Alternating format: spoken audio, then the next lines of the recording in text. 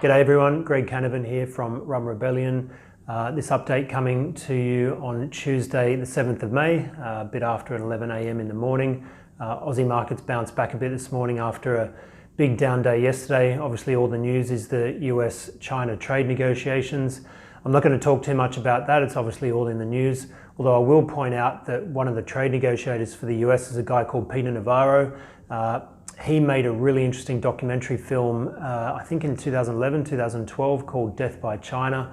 You can check it out on YouTube, and I'd really encourage you to have a look at that to give yourself some understanding of where the US is coming from in its trade negotiations with China. And it's probably also an indication of why the trade negotiations are so difficult. China obviously doesn't want to give as much ground as the US wants to get, and that's why the US is threatening to impose additional tariffs by the end of the week. So obviously that story is going to determine the direction of stock markets, and the charts I'm going to run through for you today indicate that if the bearishness does return to the markets based on those trade negotiations, then we could be looking at some pretty significant falls over the next few months.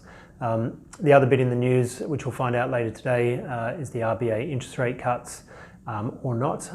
I don't think the RBA will or should cut rates, but there is a lot of noise in the market that there will be an interest rate cut. That'll have implications for the dollar and a number of other things. So we'll find out about that, and I might talk about that a little bit more next week. But for now, let's get stuck straight into the charts. The first one I've got for you this week is the Dow Jones Industrials. Taking a look at that now, you can see it didn't make new highs like some of the other charts that you'll see below, and it's really looking like a triple top there for the Dow. There is obviously some room for it to still sort of consolidate, move sideways and break out to new highs, but really by the look of this and the fact that the stumbles over the trade negotiations have occurred right when the Dow was trying to make a new high, indicate to me that we could be looking at some downside over the next few months. Similar sort of look for the S&P 500, although the difference here is that the S&P broke out to reasonably stronger new highs in 2018. After a big sell-off and a recovery, the S&P 500's really struggled to break out to new highs again. There was a marginal new high made a few weeks ago, but once again, this is looking like a double top for the S&P 500, given the news is coming out on the trade talks at the moment. Next chart is a similar story for the Nasdaq.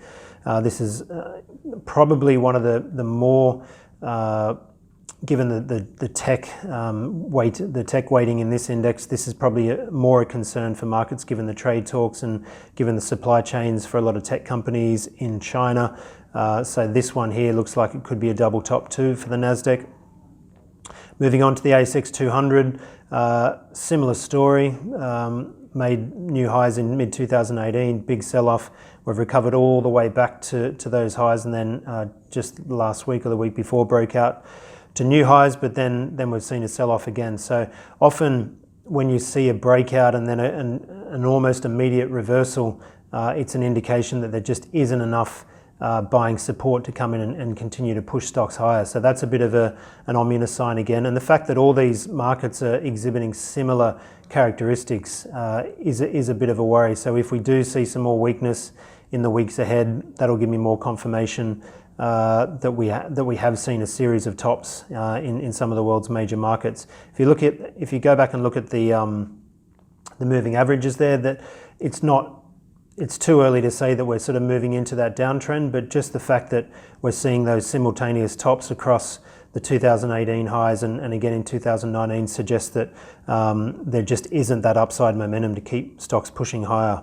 The next chart here I wanted to point out is Macquarie Bank. It's a bit of a bellwether stock for global credit conditions. I've mentioned this one a few times before in these updates. And I thought it was just interesting that last week when Macquarie came out with its annual profit result, very good result, but then it sold off about 5.5% on the day on the news that the outlook wasn't as strong and that the company expected profits to be slightly lower in the 2020 financial year. Obviously markets weren't expecting that. The interesting thing about it was the stock price gapped down to below that breakout level, and now the stock is trading pretty strong, well, a few dollars below that breakout point after rallying and looking quite good in April. So I've always looked at Macquarie as a bellwether stock for global credit conditions. The fact that it's broken higher and then reversed on that outlook statement suggests to me that there are headwinds for the global economy in terms of the credit markets and just the amount of growth that's out there. So that's obviously another warning sign supporting the earlier charts I showed you. Next one, Chinese stocks. I've showed you this stock market on a number of occasions as well. The line there is the support and also the resistance line that has dominated this stock market for a number of years now. Previously, when I've showed this, I've said that, you know, if it can stay above the green line, that's an indication of reasonably good liquidity conditions in the Chinese market.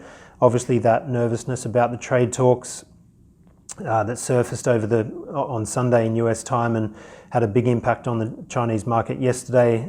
It fell, I think, around about 5.6% in the day. So it's once again gapped back below that area of support and is now trading below there. We'll see what happens over the next few days, whether we get a bounce above that level. But right now, the Chinese stock market is telling you that if there are the additional tariffs imposed on Chinese imports into the US, it's going to have a big impact on liquidity conditions in the Chinese market. Moving on now to gold. Haven't looked at this one for a little while. As you know, I've put this chart up a number of times before, just saying that, look, the best thing for gold right now would be to consolidate and trade within those dotted green lines. It's done that for the most part over the past couple of months, but just recently gold has started to trade at the lower end of those the dotted lines. So there is a risk that we could see gold take another leg down in the next couple of weeks, or if it does hold up here and shoot higher, then that's going to be a positive sign. All in all though, gold's still trending higher, consolidating that big move in late 2018 into 2019. So nothing to get too concerned about there from a US dollar gold perspective. And as I said, the best thing gold can do is continue to consolidate, move sideways and set itself up for another big move later in the year. And the reason why gold is struggling at this point is really because of the US dollar. The US dollar index there broke out to fresh 2-year highs in the last couple of weeks. It's come off a little bit since then, but still looking very strong. And obviously, while the US dollar is strong, gold is going to struggle. All right, I'll leave it there this week. Thanks very much for listening, and I'll catch you again next week.